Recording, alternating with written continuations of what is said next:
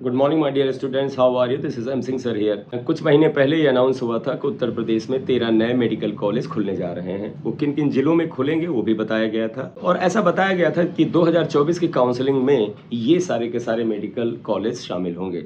इन medical colleges ने NMC में apply किया, एनएमसी ने आकर के वेरिफिकेशन किया। कुछ वीक्स पहले एनएमसी ने वहां पर कुछ अनियमितताएं पाई और उन्होंने कहा कि इन कमियों को पूरा कर लीजिए, तभी आपको मान्यता मिलेगी। 13 मेडिकल कॉलेज खुलेंगे या नहीं खुलेंगे, इसको लेकर के हमारे मन में एक डाउट पैदा हो गया है, जो कि हम समझ रहे थे निश्चित रूप से खुलने जा रहे हैं। अगर 2024 में ये मेडिकल कॉलेज नहीं खुलते हैं तो कम से कम यूपी के विद्यार्थियों के लिए एक बहुत बड़ा झटका होगा। आपको पता है 15% सीटें ऑल इंडिया कोटा में जाती हैं, तो हर जगह के हर नीट एस्पिरेंट्स के लिए एक तरह का झटका है। प्रदेश के 13 मेडिकल कॉलेजेस की मान्यता पर संशय, एनएमसी की ओर से अभी तक नहीं मिली मान्यता।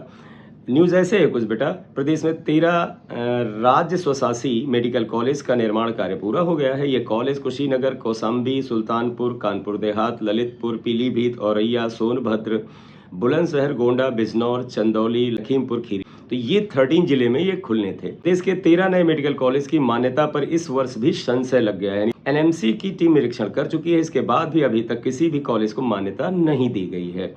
ये न्यूज़ बेटा जो है ये किस तारीख की वो भी मैं आपको बता दूं, 7 जुलाई 2024 की न्यूज़ है। तो लेटेस्ट न्यूज़ ही है ये, ऐसा नहीं है कि ये न्यूज़ जो है 1-2 हफ्ते पुरानी न्यूज़ है। इसके पीछे सबसे बड़ा कारण जो था बेटा है वो है फैकल्टीज़ की कमी है। टीचर अपॉइंट नहीं हुए हैं, फैकल्टीज़ जो हुई हैं अपॉइंट वो कम है। और दूसरा, एक ही प्रिंसिपल 2-2 कॉलेज की जिम्मेदारी लिए बैठा हुआ है। ये हर कॉलेज के लिए, हर मेडिकल कॉलेज के लिए अलग अलग प्रिंसिपल भी अभी तक अपॉइंट नहीं करे हैं।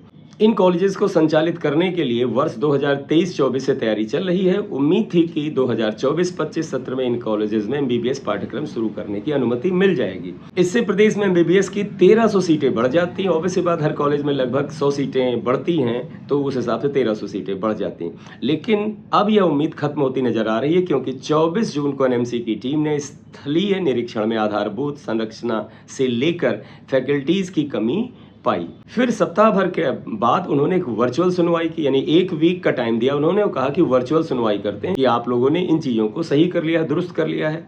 इसके बाद भी अभी तक एनएमसी ने मान्यता संबंधी पत्र जारी नहीं किया है। इन कॉलेजेस की मान्यता नहीं मिलने की स्थिति में 31 मेडिकल कॉलेजेस में एमबीबीएस की 28 सीटें और निजी क्षेत्र में 54 सीटों पर काउंसलिंग की ही तैयारी चल रही है। हालांकि इस बीच में बताएं, एनएमसी ने अपनी वेबसाइट पर लगभग 100 के ऊपर नए मेडिकल कॉलेजेस की मान्यता को लेकर के एक नोटिस तो डाला है।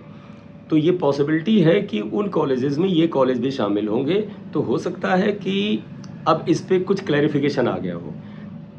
आप इस चीज़ को लेकर के बेटा बिल्कुल फिक्स मत होइएगा कि ये नहीं ही खुलने जा रहा है। संशय की बात कर रहा हूँ, यानी डाउट है। एनएमसी इनको मान्यता दे देगा। काउंसलिंग को डिले होने में, यानी 6 जुलाई से जो काउंसलिंग होनी थी उनके डिले होने में 2-3 बातें हैं। पहला, सुप्रीम कोर्ट में सुनवाई होनी है वो, और दूसरा, अभी सीट मैट्रिक्स ही एमसीसी को नहीं मिली है। और सीट मैट्रिक्स न मिलने का मतलब है कि कितने मेडिकल कॉलेजेस नए खुल रहे हैं, और जो पुराने मेडिकल कॉलेजेस हैं उनमें से भी कुछ में सीट में इंक्रीज करने के लिए जो एप्लीकेशन दी गई है उस पर भी अभी क्लैरिफिकेशन नहीं आया है। लेकिन एनएमसी ने एक अपने नोटिस में, अभी 2 दिन पहले की ही बात है, 100 के ऊपर नए मेडिकल कॉलेजेस को ऑल ओवर इंडिया खोलने के बारे में या उनको रिकॉग्निशन देने के बारे में एक नोट तो दिया है, लेकिन अभी डाउट है। तो इसलिए आप इस न्यूज़ को अभी बिल्कुल ये मत समझिएगा फिक्स है। न्यूज़ की हेडिंग को ध्यान दीजिए, संशय, डाउट है। हम उम्मीद करते हैं कि ये कॉलेज खुल जाएंगे, क्योंकि अभी जो काउंसलिंग है, ना तो ऑल इंडिया काउंसलिंग शुरू हुई है, ना स्टेट काउंसलिंग शुरू हुई है। और कई बार काउंसलिंग शुरू हो जाती है, उसके कुछ दिनों के बाद उन कॉलेजेस की सीट को भी उसमें शामिल कर लिया जाता है, जिसका नोटिस एमसीसी और स्टेट काउंसलिंग बॉडी देती है।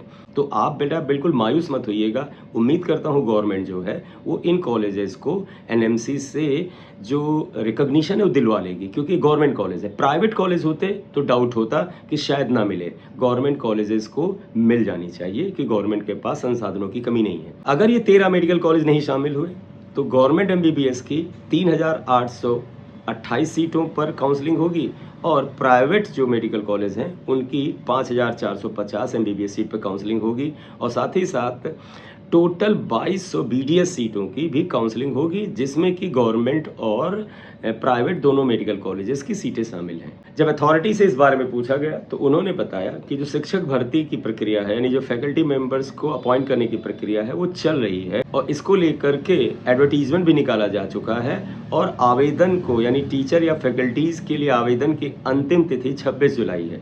यानी 26 जुलाई के बाद ये जो फैकल्टीज हैं इनको अपॉइंट करने की प्रक्रिया शुरू हो जाएगी, तो ये कोई बड़ी बात नहीं है। बेटा, इस न्यूज़ को आपको बताना केवल इतना था कि आप अवेयर रहिए कि इस तरह की मिसहैपनिंग हो सकती है। हालांकि हम सब उम्मीद करते हैं ये 13 नए मेडिकल कॉलेज जो हैं वो 2024 की काउंसलिंग में शामिल होंगे। Thank you very much for watching the video. This is M Singh sir. Thank you.